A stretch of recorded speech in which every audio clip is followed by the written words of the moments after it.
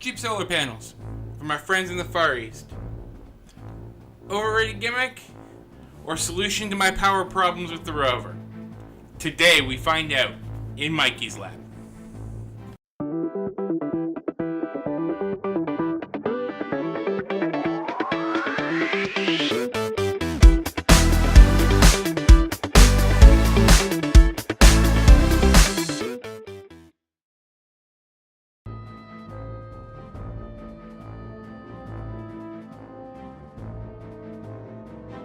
Welcome back to the lab. Today we're looking at some cheap solar panels that I got from TomTop, which is one of our Far East sales sites, very much like Banggood or GearBest. These claim to be 10-watt panels, putting out 5 volts at 2 amps. So today we're going to take a look at them. So lab code up. We're going to learn something today. If this is your first time joining us though, go ahead and click that subscribe button down below so that you stay up to date on all the latest news on science, technology, engineering, DIY, and making that we put together every single week for you. Alright, so these showed up the other day. I found them on TomTop. TomTop. And I purchased them. So I want to go ahead and just be very clear about something. These were not sent to me for review. I was not paid to do this video. I bought these with my own money. The idea being is I wanted to explore the possibility that these would be good as a solar panel source for the planetary rover that we're working on. So let's take a look at them. I ordered 4 identical ones, and as you can see, I did not get 4 identical ones. I got 3 identical ones and one that's a little different. Not entirely sure what is different about this particular one, other than it looks like the photocells got cut off a little bit. To be honest, going back and looking at the ads, it was this one that I purchased 4 of, but these ones that I got more of. So, make of that what you will. One of the first things that I did want to test with it is their claim of 2 amps. Okay, so I have an iPad, which will only charge with 2 amp current. Otherwise, it will give you the error saying that it's plugged in but not charging. So we're going to take our lightning cable. I usually hate Apple products, but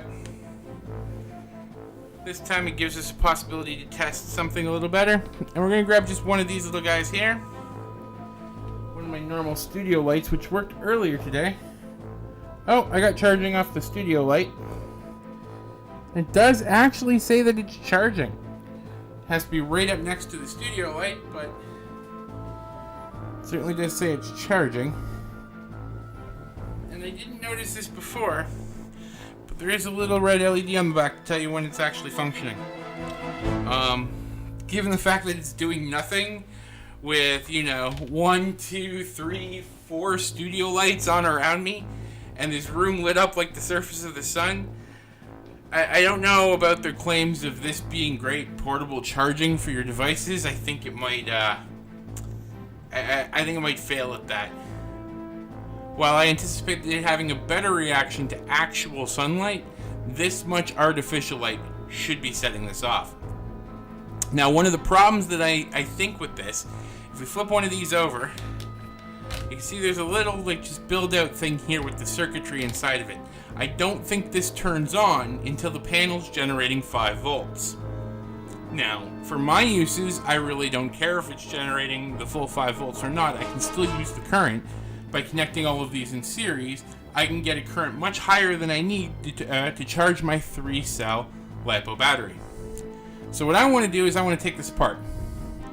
I'm going to take this one apart right here, and we're going to see what's in this circuit, and we're going to see if we can draw raw current from the panel and see what kind of raw current we get in an environment where it would not normally have turned on. So I'm just going to disconnect my iPad and get it out of our way. So I'm going to take these 3 panels here, and I'm just going to put them off to the side.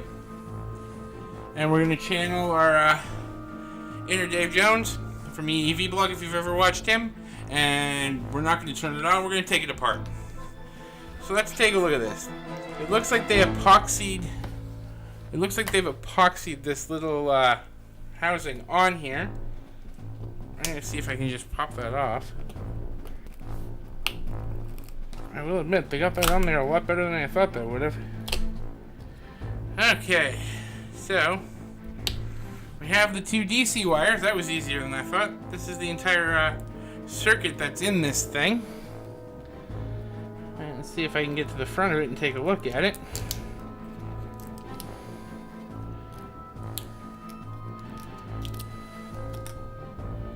It looks like it's just a step-up boost converter circuit to convert whatever voltage it's getting out of these two wires here into the 5 volts needed for the USB.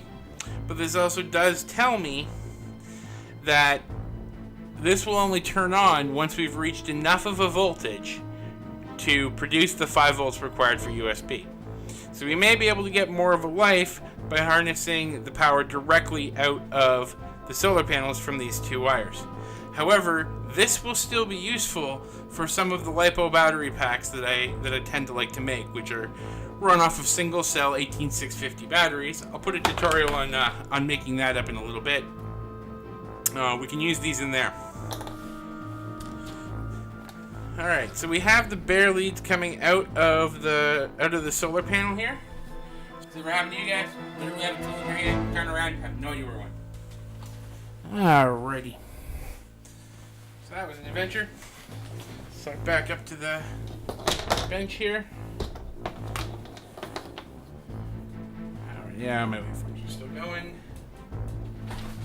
We need some solder.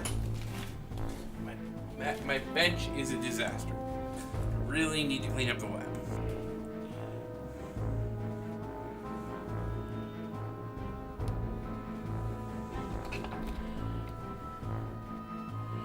Alright, so then we flipped it over. Let's see if we get a better voltage reading now.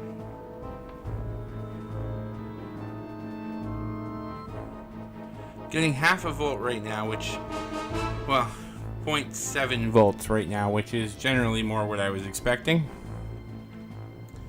Okay.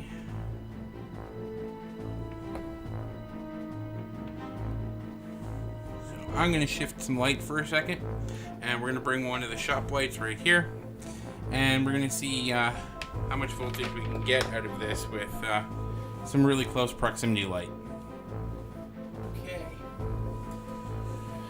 Now, I have one of my ultra bright shop lights.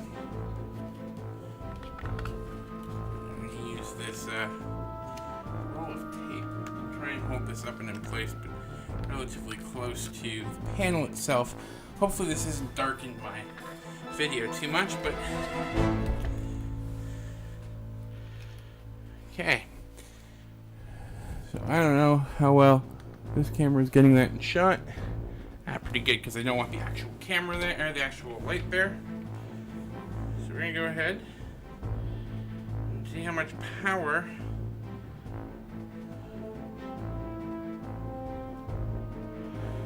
with light that close we get 4.3 volts DC. Alright, so right off the bat, I know that the ad was misleading, and I know that what the ad said isn't true. The ad said that the panel's native output was 6 volts at 1700 milliamp hour. With light directly on it that is fairly bright, we're getting 4.3 volts. I have no idea what the amp hour is from this, but I highly doubt it's 1700 milliamp hour. That will have to be an experiment that I do another day. So what we know, while these can be handy for when you're traveling around, good source of step-up, well, really expensive source of USB step-ups, and something that maybe you want to leave in your car to be able to charge your phone or be able to charge other USB devices. This will not meet the needs that I have for my Rover. So at this point I'm going to stop, because I know that I'm not getting the 6 volts that I was supposed to get, and that I'm only getting decent voltage with a light source that's a couple inches away from the panel itself. I will do one more test, and hopefully we'll have video of that tomorrow too, in direct sunlight, and see if the direct sunlight adds something to this, and maybe that will salvage these panels. But at this point, these panels are not for what I want for the robot itself. So on to the next possible solution. I don't know what that is yet, but I'll figure it out. So thank you for joining me in the lab today. I'll leave a link to these panels down in the description below. I hope you learned something. Don't forget to click subscribe down below. If you like this video, give it a thumbs up. If you don't, give it a thumbs down. And tell me why in the comments down below.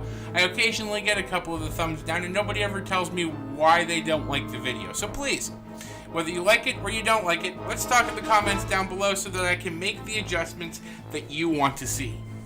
Thank you again for joining me in the lab. I will see you next time.